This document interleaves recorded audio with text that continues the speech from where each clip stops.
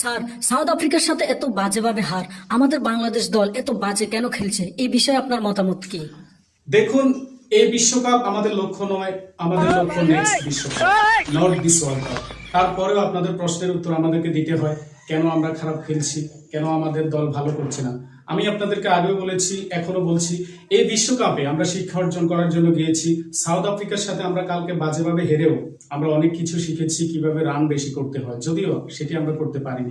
দেখুন, সাউথ আফ্রিকার সাথে আমরা হেরেছি, এতে কোনো সমস্যা নেই, কারণ আমাদের হারাটা আজকে নতুন নয়, আমরা অতীত থেকে হেরে এসেছি। আর হারাটাই হলো আমাদের একটি ঐতিহ্যগত অভ্যাস, এটা আমাদের কোনো সমস্যা নেই। তো হারার জন্য আমরা কোনো দুঃখ প্রকাশ করি না। তবে আপনারা দেখুন, আমাদের খেলোয়াড়গুলো অত্যন্ত ভালো খেলছে না, এতে দল হারলে কোনো সমস্যা নেই। আমি আপনাদেরকে আগে বলেছি যে দল হারাতে আমাদের কোনো সমস্যা নেই, হারার অভ্যাস আমাদের আছে, প্রত্যেকটা হারই আমাদের জন্য এক একটি শিক্ষা। আমরা অনেক অতীত থেকে এই শিক্ষা অর্জন করে আসতেছি, কবে আমাদের এই শিক্ষা শেষ হবে, কবে